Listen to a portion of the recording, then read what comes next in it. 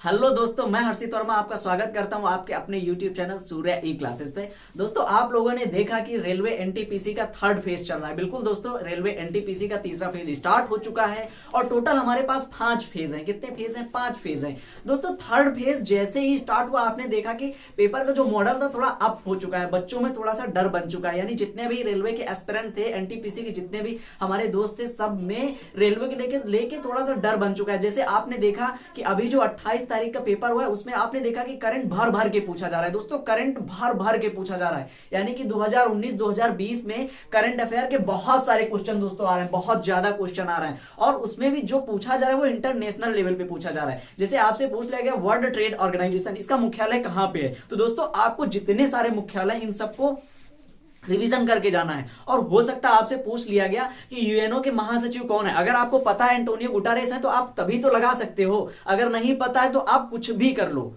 आप वहां पे 1 घंटा अपना वेस्ट कर लो, लेकिन कोई मतलब नहीं निकलने वाला, आप अपने आंसर तक नहीं पहुंच सकते हो। और जैसे कि हमने देखा कि थोड़ा सा रीजनिंग भी अप कर दी गई है। रीजनिंग में जो ब्लड रिलेशन आ रहा है दोस्तों, उसमें थोड़ा सा कोडिंग दे दी गई है। जैसे कोडिंग कैसे दे दी गई है, आपका दे दी जाएगा, मान लीजिए ए स्टार बी, यानी कि ए बी का पिता है, यानी लिख दिया गया ए बी का पिता है। तो दोस्तों, इस तरह के जो रीजनिंग के क्वेश्चन है, इन पे थोड़ा सा प्रैक्टिस करके जाओ। अगर आपका अभी तक मान लीजिए लेटर नहीं आया है, आपका 4th या 5th फेज में एग्जाम होने वाला है, तो दोस्तों थोड़ा सा आपको ध्यान रखना है। और मेरी बात, जैसे मैंने पहले ही आपको वीडियो में बता रखा है कि दोस्तों, अगर आपको 70 क्वेश्चन आ रहे हैं तो आप अपनी 100% एक्यूरेसी के साथ आप केवल 70 के 70 क्वेश्चन करोगे। आपको 71वां क्वेश्चन नहीं करना है दोस्तों। हो सकता आपने केवल 52 क्वेश्चन किए हो। दोस्तों, कितने क्वेश्चन? 52 क्वेश्चन। और आप 53वें क्वेश्चन जब करने जा रहे हो तो आपको लग रहा हो कि दोस्तों इसमें मुझे डाउट है, तो दोस्तों आपको 53 नंबर क्वेश्चन नहीं करना है दोस्तों, बिल्कुल नहीं करना है। क्योंकि ये जो आपने क्वेश्चन किया, हो सकता है ये गलत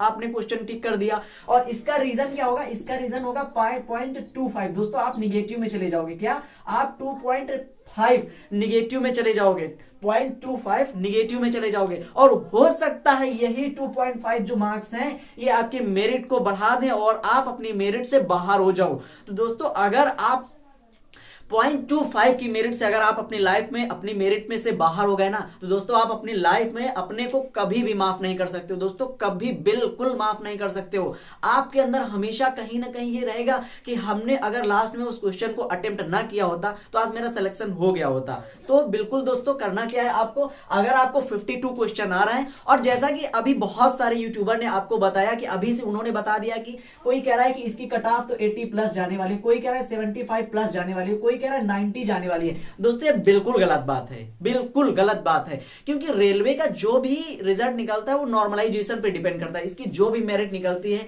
आपने 2018 का ग्रुप डी देखा और आरआरबी एएलपी देखा, असिस्टेंट लोको पायलट को देखा होगा, और यूपी मतलब कि आरआरबी में पुलिस की भर्ती उसको भी देखा होगा। दोस्तों, इन जितने भी रेलवे के हमारे एग्जाम होते हैं, उन सभी एग्जाम में नॉर्मलाइजेशन का बहुत बड़ा खेल होता है दोस्तों, बिल्कुल नॉर्मलाइजेशन का बहुत बड़ा खेल होता है। क्योंकि अभी स्टार्टिंग में आपने देखा था कि जो मतलब स्टार्टिंग में जितने सारे पेपर में कुछ बच्चों ने बोला कि मैंने 99 क्वेश्चन अटेम्प्ट किया। दोस्तों, 99, ये सब लोग दोस्तों बिल्कुल आप लोगों को बस डरवाने की, मतलब आपको डराने की कोशिश कर रहे हैं। क्योंकि 99 यार इतना भी आसान क्वेश्चन पेपर नहीं बन रहा है कि आप 100 में 100 करके आओ, आप 100 में 100 करके आओ। इसका मतलब तो यही हो गया कि आपने क्वेश्चन पेपर को पहले से देख रखा है, तभी तो आप कह रहे हो मैं 99 करके आ रहा हूं। तो दोस्तों, आपको दूसरों की बात नहीं माननी है, आपको 100% जितना भी आता है, आप अपनी 100% एक्यूरेसी के साथ पेपर को अटेम्प्ट करना, और बाकी आप अपनी तैयारी को, जो भी तैयारी आप कर रहे हो उसको दोगुना कर दीजिए। यानी कि जीएस पे थोड़ा सा अच्छा ध्यान दीजिए, और मैथ और रीजनिंग पे बहुत ज्यादा समय दीजिए।